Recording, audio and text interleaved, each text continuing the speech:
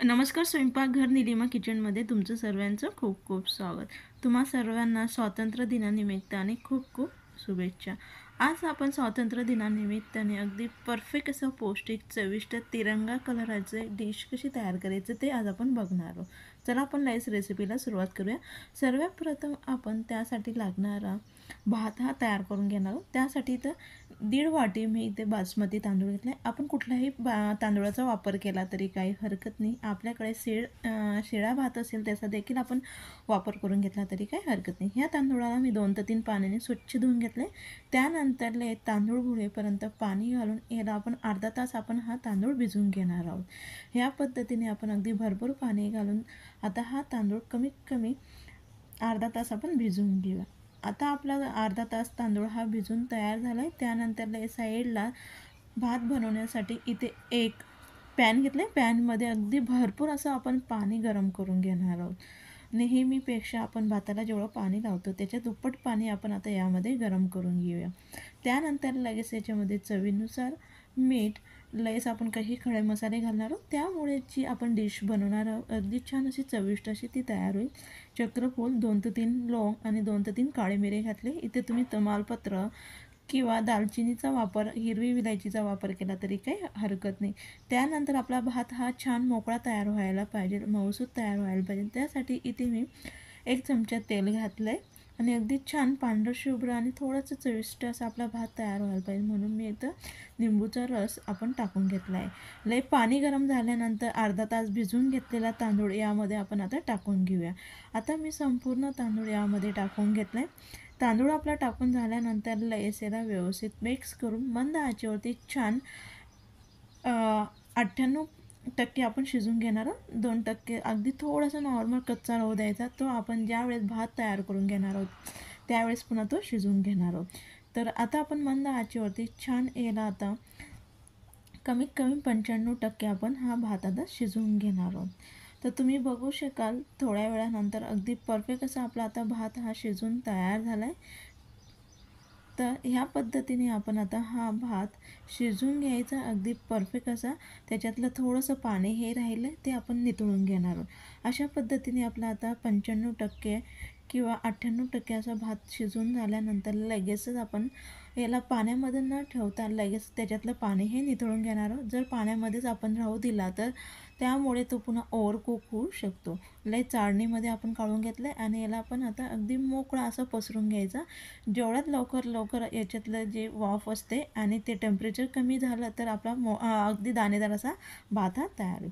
आता आपला राईस तयार झाला आहे. त्यानंतर लगेच आपण आता ग्रीन कलरचा भात तयार करून घेणार आहोत. आज आपण कुठलाही फ्रूट कलर न वापरता आपण अगदी नॅचरली पद्धतीने कलर वापरून त्याची रेसिपी तयार करणार. त्यासाठी इथे मी पालक घेतले. त्या पालकाला 2 ते 3 पाण्याने स्वच्छ धुवून घेतले. पालक आपण उकळून घेणार आहोत. त्यासाठी इथे सर्वप्रथम आपण गॅसवरती कढई गरम करून त्यामध्ये 2 ते 3 ग्लास आपण पाणी गरम करून घेणार आहोत. पाणी गरम झाल्यानंतर याच्यामध्ये अगदी थोडंसं चवीनुसार मीठ घालायचं. त्यामुळे खूप छान अशी आपली याची पालकची चविष्ट अशी प्युरीही तयार होईल. तर लगेच यामध्ये आपण पालक हा घातला आहे. आता आपल्याला पाणी अगदी कमी वाटत असेल पण थोडंसं आपला पालक हा उकळल्यानंतर त्या पाण्यामध्ये तो व्यवस्थित डीप होईल आणि अगदी परफेक्ट असा तो शिजून तयार होईल. तर 5 मिनटानंतर तुम्ही बघू शकाल अगदी परफेक्ट असा आपला पालक हा शिजून तयार झाला आहे. ह्या पद्धतीने डायरेक्ट कच्चा देखील वापरून घेतला तरी काही हरकत नाही. डायरेक्ट त्याची कच्च्या पालकाची प्युरी तयार करून घेतली तरी काही हरकत नाही. लगेच गॅस हा बंद करायचा. आता आपण हा पालक काढून घेणार आहोत. हा डायरेक्ट गॅस न काढता सर्वात आधी गार पाणी घेऊन घ्यायचं आणि गार पाण्यामध्ये जर आपण असा पालक काढून घेतला तर यामुळे खूप छान असा ग्रीन कलर आपल्या प्युरीला तयार होतो. म्हणून मी लगेच अगदी गार पाण्यामध्ये हा संपूर्ण पालक हा काढून घेतला आहे आणि थोडा गार झाल्यानंतर लगेच आपण आता याची प्युरी तयार करून घेणार आहोत. प्युरी तयार करण्यासाठी साईडला मी मिक्सरचं भांडं घेतलं आहे. त्यामध्ये आपण संपूर्ण पालक हा काढून घेऊया. पालक हा काढून झाल्यानंतर लगेच याच्यामध्ये 3 ते 4 हिरव्या मिरच्या, लसूण, आलं आपण टाकून घेणार आहोत. अगदी छान मसालेदार अशी आपण ही प्युरी तयार करून घेणार आहोत. हिरवी मिरचीचं प्रमाण आवडीनुसार आपण करून घेऊ शकतो, कमी जास्त आपल्याला कितपत तिखट हवे त्यानुसार. त्यानंतर यामध्ये अजिबात पाणी न घालता आपण मिक्सरला याची प्युरीही तयार करून घेतली. अजिबात पाणी घालण्याची गरज नाही. आपण आधीच भात हा शिजवून घेतला आहे.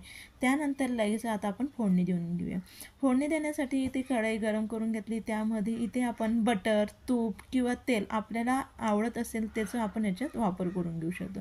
यामध्ये मी 1 चमचा तेल गरम करून घेतले। तेल गरम झाल्यानंतर लगेच याच्यामध्ये आपण आता छान अशी जिरे आणि मोहरी फुलून घेणार आहोत।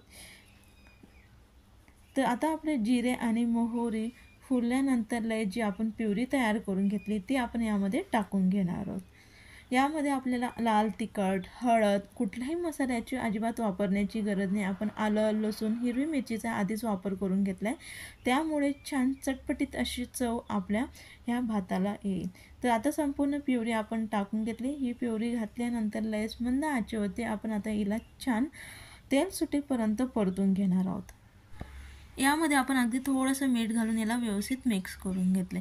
ह्या पद्धतीने मिक्स करून झाल्यानंतर थोडंसं पाणी, जे पालकातलं पाणी असेल ते आटेपर्यंत याला आपण व्यवस्थित मिक्स करून घेणार आहोत। तर आता जेवढं पाणी होतं ते सगळं ॲब्झॉर्ब करून घेतले आणि त्यानंतर शिजून घेतलेला आता आपण यामध्ये भात टाकून त्याला व्यवस्थित मिक्स करून घेऊ। भातातले संपूर्ण खडे मसाले जर आपल्याला आवडत नसतील तर काढून घ्यायचे किंवा आवडत असेल तर राहू दिले तरी काही हरकत नाही। तर आता मी संपूर्ण खडे मसाले काढून लगेच हा भात याला व्यवस्थित मिक्स करून घेतले।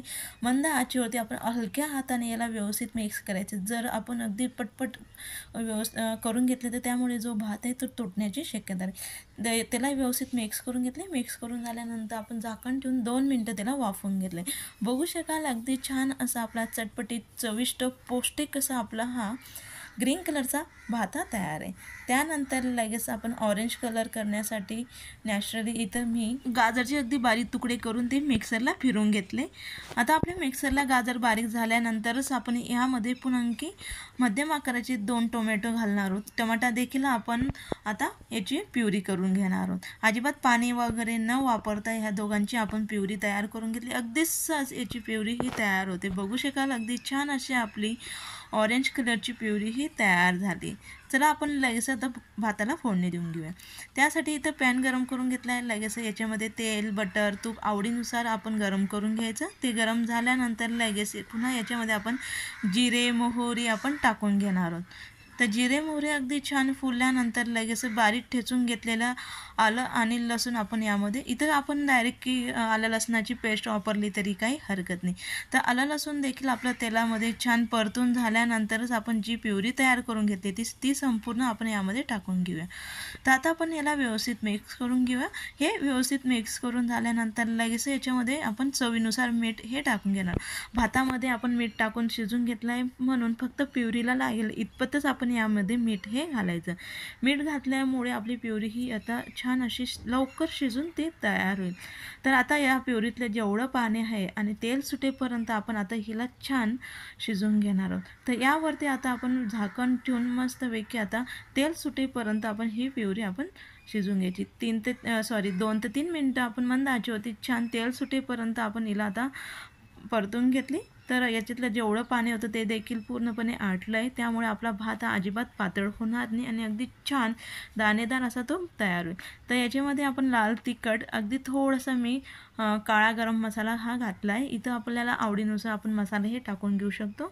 मसाले घातल्यानंतर त्याला व्यवस्थित मिक्स करून घ्यायचं। मसाले अगदी छान परतल्यानंतर लगेच आपण शिजून घेतलेला भात यामध्ये घालून आपण याला व्यवस्थित मिक्स करून घ्या। अगदी हलक्या हाताने आपण याला मिक्स करून घ्यायचा, त्यामुळे काय होईल आपला जो भात आहे तो अजिबात तुटणार नाही। तर बघू शकाल अगदी छान असा आपला चटपटीत मसालेदार हा भात तयार झाला आहे। पुन्हा आणखी थोडासा छान चटपटीत होण्यासाठी याच्यामध्ये मी अगदी थोडासा टोमॅटो सॉस किंवा चिली सॉस आपल्याला हवं जसा फ्लेवर हवा आहे त्यानुसार सॉस घालून त्याला व्यवस्थित मिक्स करून घ्यायचं आणि झाकण ठेवून फक्त मिनिटभर आपण त्याला वाफवून घेतलं आहे। तर बघू शकाल अगदी छान असा आपला ऑरेंज कलरचा देखील अगदी छान चटपटीत असा भात हा तयार झाला आहे। तर तिरंगा कलराचा अगदी छान असे आपले वेगवेगळ्या डिझाईनमध्ये अगदी परफेक्ट असा आपला तिरंगा भात हा तयार आहे। तर रेसिपी आवडली असेल तर नक्की लाईक करा, शेअर करा, कमेंट्स करा आणि चॅनलला सबस्क्राईब करायला विसरू नका।